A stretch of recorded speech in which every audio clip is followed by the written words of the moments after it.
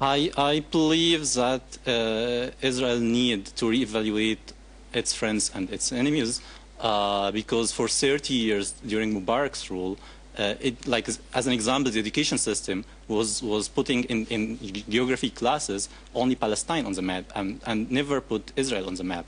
So while Mubarak was marketing himself internationally as a peacemaker, in locally in the media and education system, he was promoting anti-Israel propaganda. He was denying the right of Israel to exist, and even when revolutionaries was able to invade the head department of the state security, the Egyptian SS, in February 2011 after the revolution, they found a huge department inside the state security under the name anti-Zionist department. So Mubarak considered Israel and Zionism as an enemy. He used media and education as tools to raise propaganda against Israel, and I believe he and according to lots of leaked documents, he was playing somehow dirty rules in mediating between Palestinians and the Israelis. So I didn't believe he's a perfect ruler. And the fact that we have after him rulers who are more horrible than him, that doesn't mean that he was a good person. But so I have to say that those who came after him are worse than him, but that doesn't mean that he was a good guy. So you describe President Morsi actually as a new dictator of Egypt. Exactly, he's a new dictator. My people noticed that and regretted his existence, and they are now doing everything possible to force him to step out of power. That's why Egypt is boiling over the last months, and millions of Egyptians went to streets to demonstrate against him, and lots of conflicts have been between revolutionaries and Muslim Brotherhood militias. So I believe that my people are aware of the danger of the Islamic State, and they are fighting with non-violent tools against it, and I believe we will be able to force him to leave power.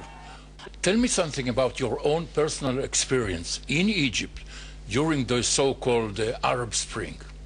Well, I don't use the term Arab Spring because I don't believe that Egyptians are Arabs, and I don't believe in nationalism in general and Arabic nationalism in specific.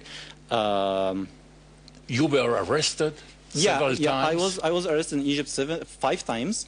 Last time I was military tried because of my writings defending human rights.